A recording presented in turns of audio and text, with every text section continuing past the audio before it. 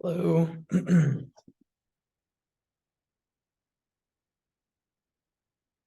I can't hear you, unfortunately.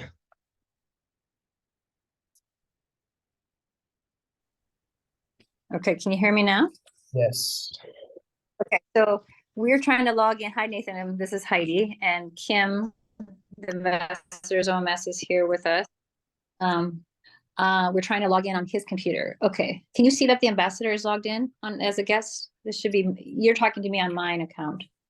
Can you Yeah. see? Um, if I have the ambassador's email, I can send him the invite. The like You panel. want The me- problem is his email isn't on this tablet that we're using, which is at 34%. We need to go up. Yeah, we need to go to change computers, I think. And I'm also not on Wi-Fi right now. Okay, Let me find. okay. So I think I'm gonna hang up.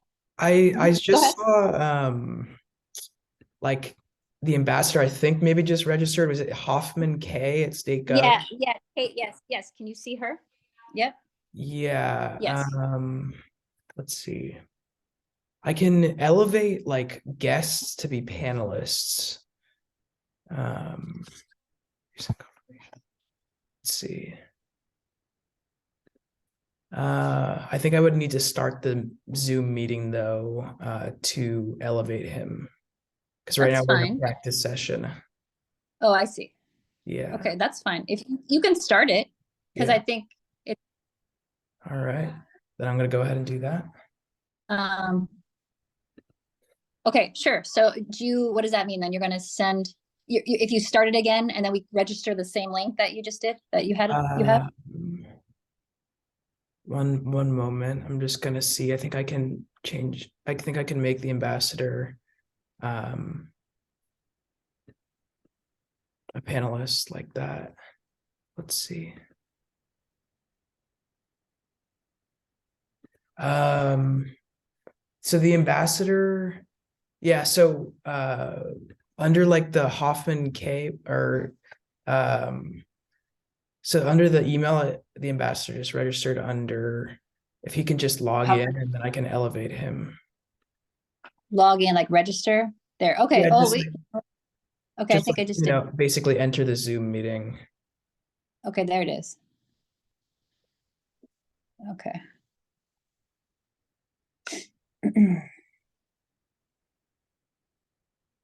Recording. Okay.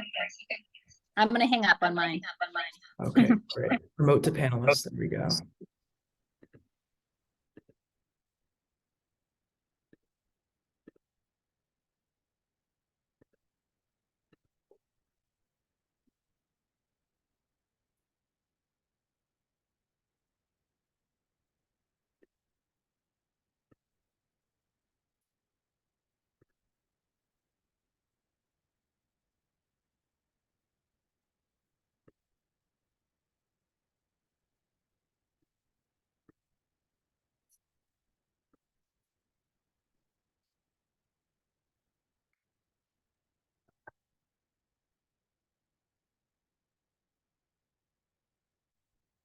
All right, is that working?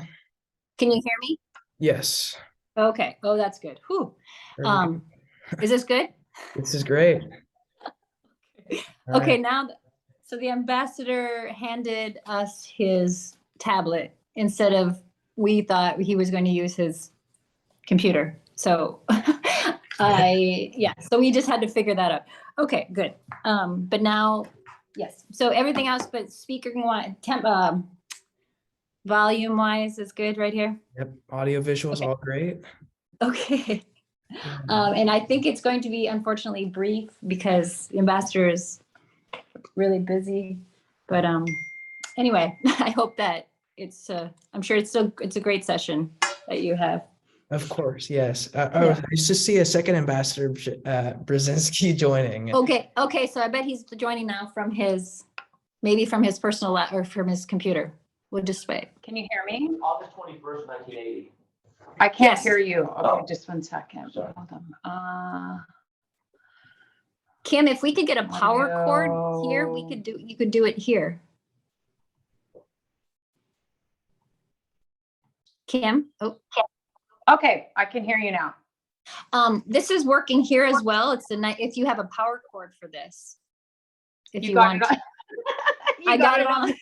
Can you see me? Can you see me? Yeah. Okay. Ambassador, you can, let's leave this on. So we have this as an emergency backup. And then let's see if one of these chargers up here, that tablet is low bat. So Okay.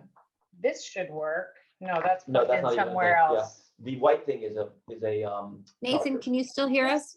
Yes, I can hear both. Okay. Let's take this downstairs because you prefer to do it downstairs. I do, right? yeah. Okay. Oops, do you want This this? Yeah, this is Nathan at UT. He's on he's helping make sure Terrific. that Thank you you, get on there Nathan. before everybody Yeah, joins thank us. you, Mr. Ambassador.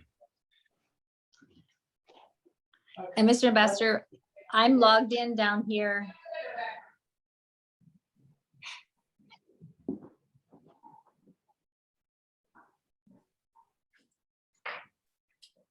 Good job. Oh, yeah, I think we were close. It just had to go. Where's the power? Let's see. Here you go. There's power right here. Wonder if. Oh, yeah, where does he want us? Is this the best place? Let me get this out of the way. We need an extension cord. It should be, yeah, that should reach Oh, if it's an it's okay here. place for him to sit.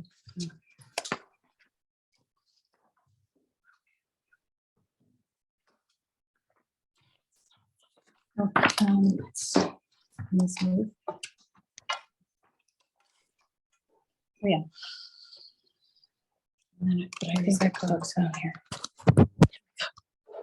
Yep, it's charging. Okay, good. Okay. Look at that. Um, Okay, So now let's see. Now he can get off upstairs, right? Uh-huh. Okay. I'll stay here just, Okay. all right. Nathan, can you still hear us? Yes, I can hear you all loud and clear. Okay, she's gonna log off upstairs.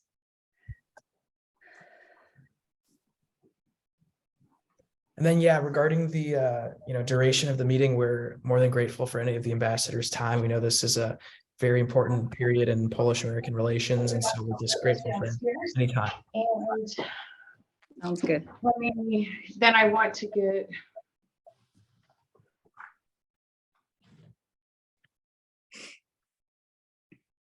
Okay, All right. now it's just me and there's probably less sound. That's good. Okay. We are here on a rainy Friday, Warsaw afternoon. Yeah. Unfortunately, it seems like a lot of the days are rainy there, huh? Yeah, cloudy. We haven't had so much rain recently. Okay. Okay, he's coming, I think, here.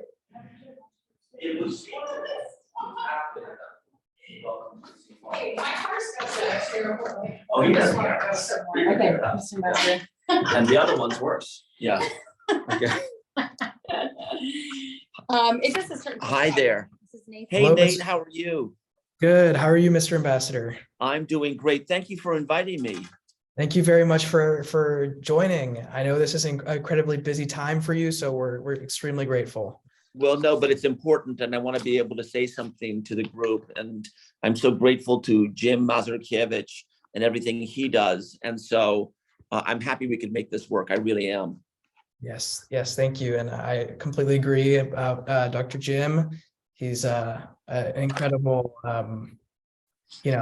steward for the Polish cause and here in America. So He absolutely is. No question about it. Okay, so my hit time is at 5, right? yeah, yes, that's when we're going to begin. Yes. Okay, great. So.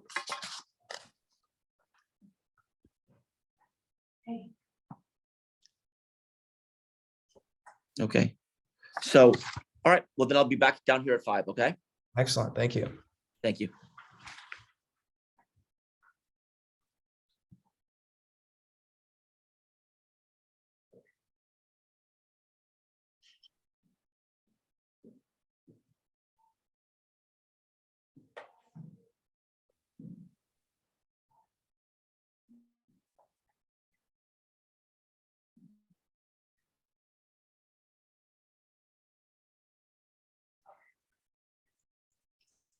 Everything okay?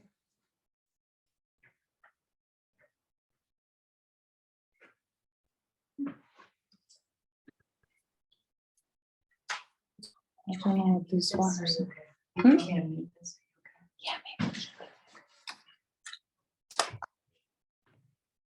All right, Nathan, I'm gonna mute for just one couple minutes here.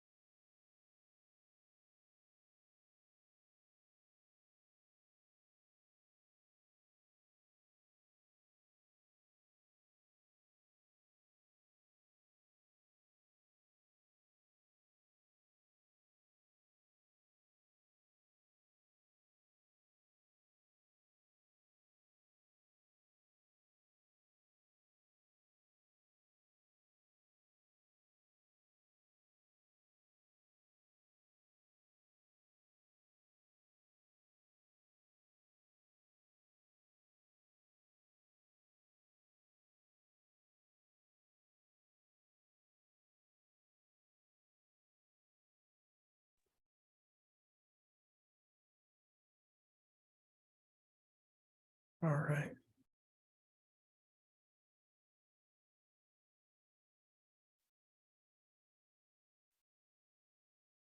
Mr. Ambassador, I believe. Hey, Nate. Yeah. All right, let's do this. All right, let's get started. Welcome, everyone. My name is Nathan Silverstein. I'm the founder and president of the Polish Club at the University of Texas at Austin. This event is being recorded and will be posted on the Polish Club's website. Today's event is hosted by the Polish Club at UT, a registered student organization. This event is not sponsored by the University of Texas. The views expressed today are of the guest speaker and do not represent the views of the student organization, the university, or its officers. I would like to thank our co-sponsors, UT Center for Russian, East European, and Eurasian Studies, the Center for European Studies, Liberal Arts Honors, Texas Global, the Department of Government, the Department of International Relations and Government, and the Strauss Center. I would like to thank Dr. Jim Mazurkiewicz in particular for connecting the club with the ambassador. The ambassador earned his BA in government from Dartmouth College, his JD from the University of Virginia, and his PhD in political science from Oxford. From 2011 to 2015, he served as the U.S. ambassador to Sweden. Today, the ambassador will be giving brief remarks about his personal story and U.S. diplomacy in Poland. Time permitting, he may take moderated Q&A. It is my great honor to now welcome the United States ambassador to Poland, the Honorable Mark Brzezinski. Thank you so much, Nate, and a huge thanks to Jim Mazurkiewicz for pulling all of us together. And I gotta tell you, if it wasn't Texas, I don't know if I would be here, because I'm 4 days out from a presidential visit to Poland by President Joe Biden. But because it's Texas, I want to be there, and I know everything Jim has done for the American-Polish special friendship, especially in the agricultural sector, and I'm so unbelievably grateful for that. So Nate, if it's okay, I thought I might kind of make some opening remarks, and then I'll take some questions, okay? Yes, of course. Thank you. So yesterday, folks, I was at the Polish-Ukraine border, and there is a city there called Przemyśl on the Polish side of the Ukraine-Polish border.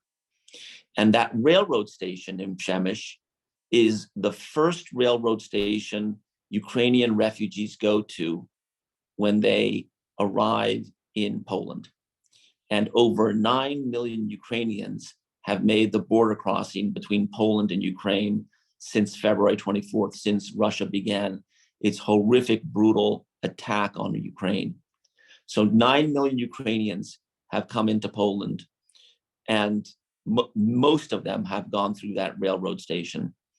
And over that railroad station, there is a huge banner.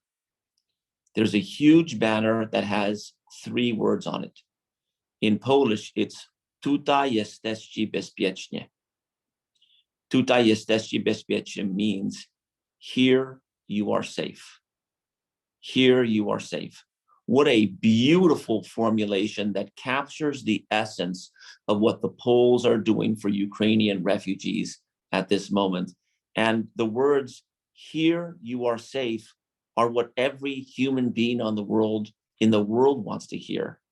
And that's what the Poles are extending to Ukrainians arriving in Poland, and in so doing, setting the bar for a new way to welcome refugees. And that has been one of the many stunning dimensions to the way the West has handled the crisis in Ukraine and supporting the Ukrainian people, which on this February day, I can report to you, the Ukrainians are winning. And I wanted to share that story with you as an important fact. The Poles are embracing Ukrainian refugees. The second important fact was captured by what I saw yesterday, also on the Polish-Ukraine border. And that's many, many trucks driving from Poland east into Ukraine. And in those trucks are all kinds of foodstuffs, things people need to survive and to live. And 80% of all the supplies the Ukrainians are receiving from around the world, 80% comes through Poland. So it goes that way as well. The Poles are being remarkable allies and partners and friends to their eastern neighbor, Ukraine, while the West stands with Poland. And that will be, I think, an important message that President Joe Biden brings to Poland, that the NATO alliance is united, it is secure, and it is meshed together around a unity of purpose and a shared definition of the challenge. And I emphasize shared definition of the challenge because there are dozens and dozens of countries in this alliance with differing self-interests. And our president has managed to pull together a shared definition of the challenge as it pertains to the crisis in Ukraine. And that is why the world is united in supporting Ukraine, and an important reason why the Ukrainians are winning and President Zelensky is winning in this defense against Russian attack. This attack began last February 24th. I began my mission here in Poland, as Jim Mazurkiewicz knows, in January, the previous month. And everything that I thought that I should, every way that I thought I should prepare for this mission, I was wrong. I didn't fully anticipate to be managing a 600+ person embassy in the middle of a war crisis immediately to the east. But here is where I find myself, and I can report to you, the American people for whom I work, that it's working, that this country that I'm speaking to you from right now, Poland, feels safe and secure. It's normal. Kids go to school in the morning, people go to work, businesses are open. You would not feel when you're here as if anything is destabilizing about the crisis immediately to the east, because it's not. The country feels safe and secure because it is. It's a member of NATO. I had the chance 30 years ago to live in Poland when I did a Fulbright scholarship here. And I wrote a book on the country. I lived here for 2 years. I did a Fulbright scholarship at the then newly created Constitutional Court of Poland, and was able to learn Poland from the street, was able to learn a bit of Polish language to be functional here. And I'm so glad that I did that, because it gave me the benefit of comparison of then and now. And Poland then was an anxious, uncertain country. And since then, it's become a member of the North Atlantic Treaty Organization, NATO, and it feels safe and secure. That is an important quality of NATO membership. And I think the fact that the Poles are welcoming so many people into their homes, into their hearts, is due to the fact that they feel safe and secure. And so these things are interdependent. Security and a feeling of safety and the willingness to extend oneself for the benefit of humanity, I don't think are delinked. I think if the more secure one feels, the more likely one is to extend oneself for someone else. And so that's what we're seeing here. And next week, we will welcome the President of the United States.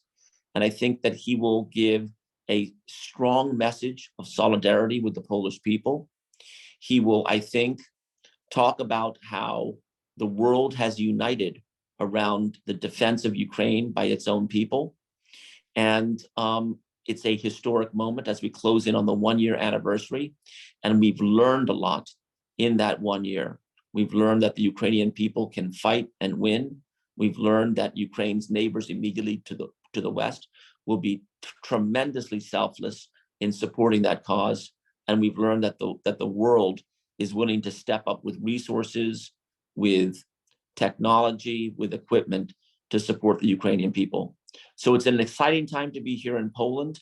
I'm so glad that you have this organization in Texas, and I look forward to answering your questions. So with that, I'll stop, Nate, and I'll take a few questions. Thank you very much, Mr. Ambassador.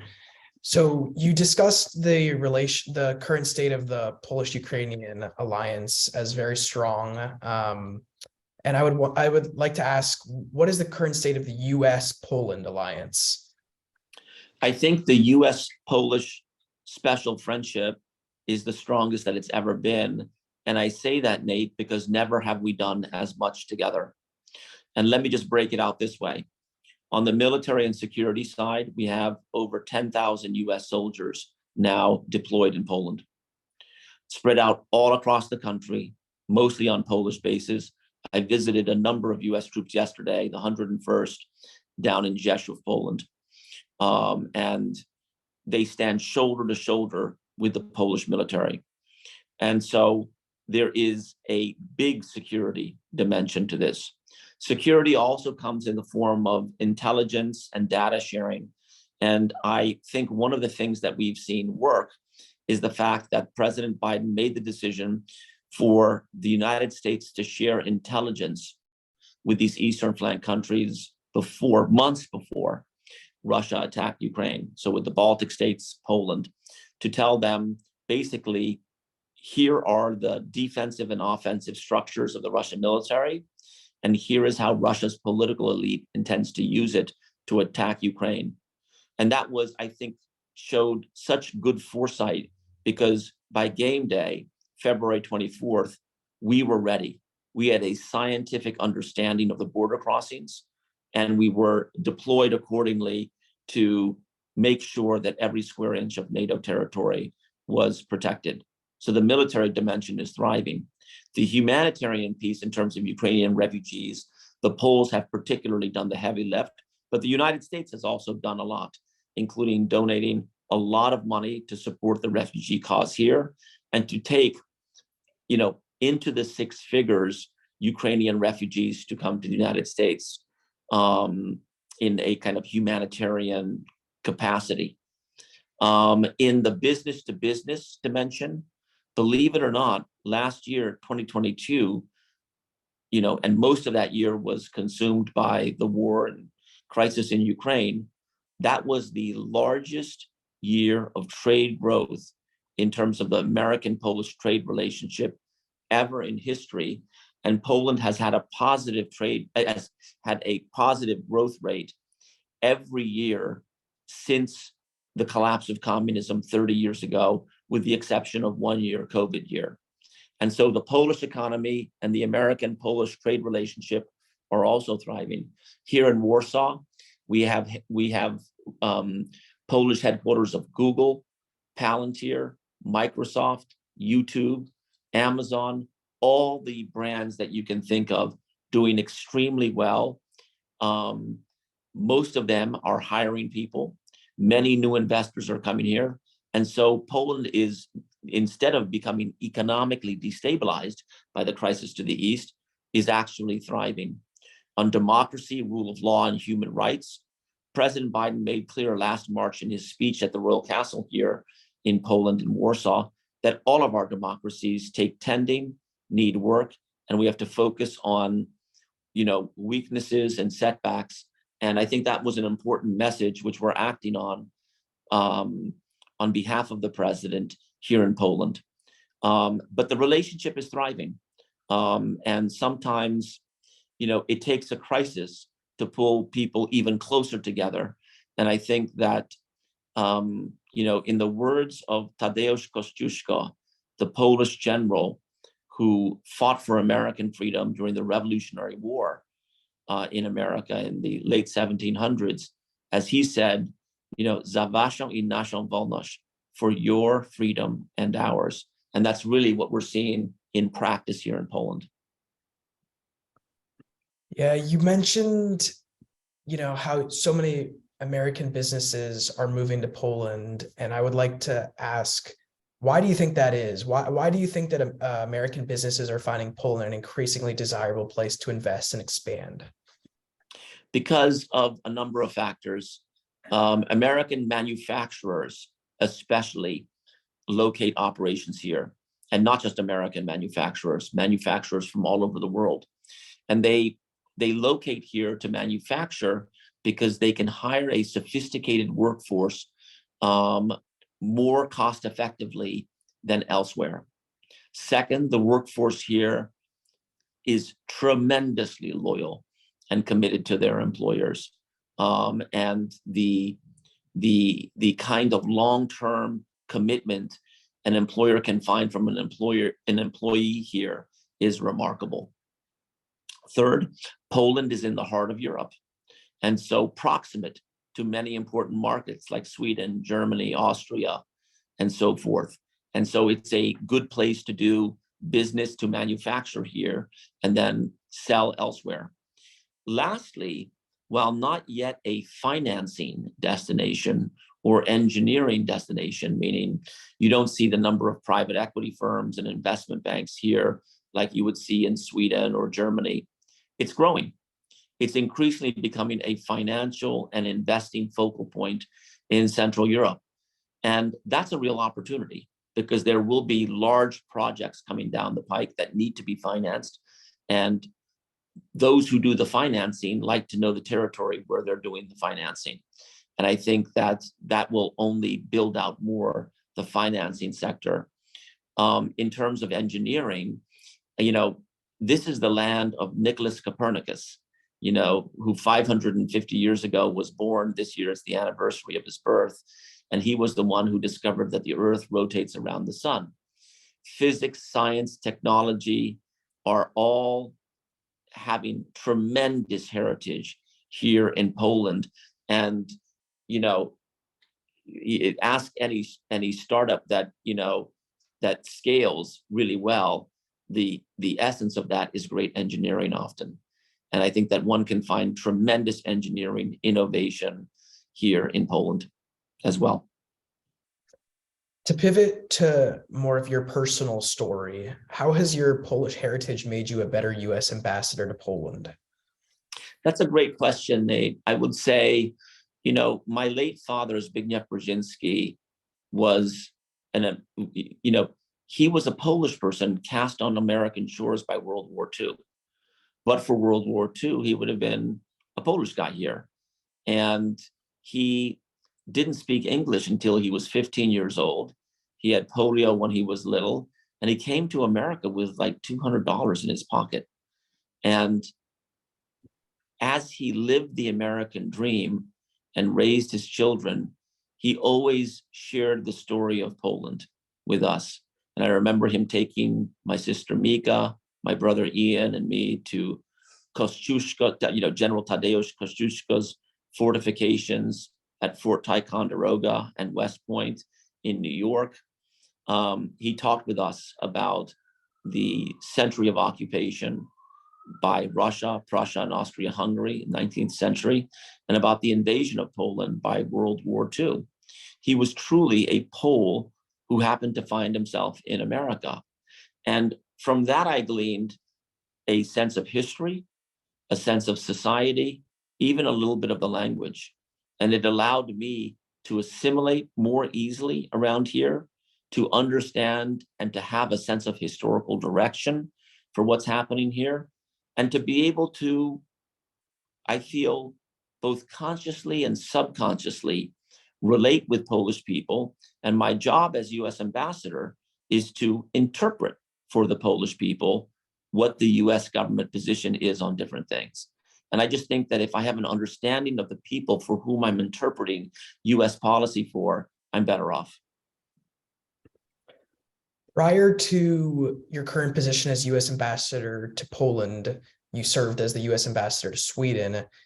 How did that experience prepare you for your current position in Poland? Well, that's a great question. I'm really glad that I lived in Poland before, serving as U.S. ambassador to Poland, as I did a Fulbright here for 2 years, allowed me to learn Poland from the street. And I'm really glad I ran a U.S. embassy before. U.S. Embassy Sweden is about 230 employees versus over 600 in Poland. And I had never managed a large group of people to that extent before. And I learned a lot about managing people. I learned a lot about the acronyms and the formulations that constitute the different ways different organizational groupings of people are designated within the US government. I learned about the reach and the limits of US power overseas. That was a tremendously helpful context to build into serving in Poland. And I'm really grateful I had the chance to do that. I think coming into Poland without having lived here on Fulbright scholarship and without having previously been an ambassador at a smaller post would have made this an infinitely more difficult mission. Regarding U.S. diplomacy in Poland, How do U.S. diplomats navigate Poland's complex culture and history when working with Polish officials? Well, the US diplomats with whom I serve at the US Embassy in Warsaw, the US diplomats serving there are the best professionals I have ever worked with in my life, in government or the private sector. It's an amazing commitment and selfless service that I feel is deployed here. And that is also captured in the way each of them relate with people they find in Polish society. You know, the profession of diplomacy is about convening with people and meeting with people in order to learn or to explain, to learn about, you know, what makes a country make decisions in the way that they do and the direction of things, and then to explain the US perspective and the US position on different things. And I find the language skills of my colleagues at the embassy, their knowledge of the country, of history, of the region, their knowledge of the news, their knowledge of the way the bureaucracy works to be unchallengeable. And we have an incredible team here, I think, offering the best diplomatic service that one can find anywhere. Thank you.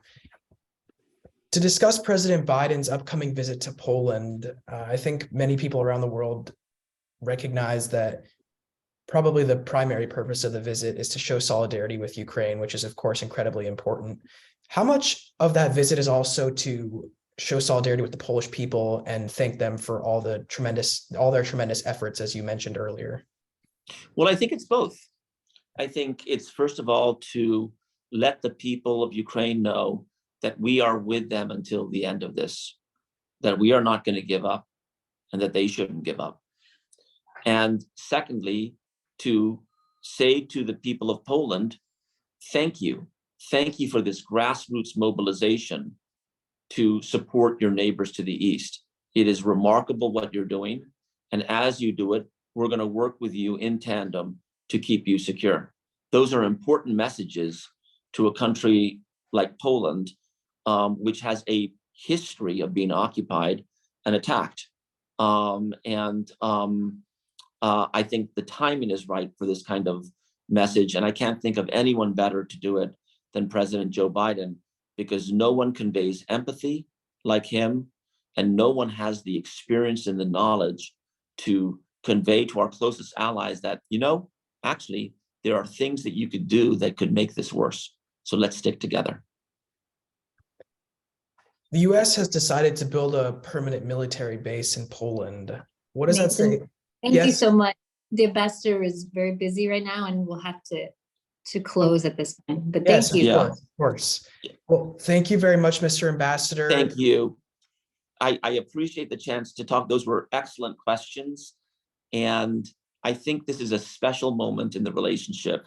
I think for your group to be organized and observing what is happening here and to do whatever you can do to help what is happening here is a opportunity and a calling. I can't think of anything more important than what is happening now in the American-Polish strategic relationship, in the history of that relationship. So I appreciate you pulling this together and bringing me on. I do have the president coming in next week, so I have, you know, hundreds of people here now from Washington to advance that trip. So I'll step away, but I appreciate you inviting me today. Yes, we completely understand. Thank you very much for your time, Mr. Ambassador, and for everything you're doing for Polish-American relations. Thank you. Thank you, Nate. Well done.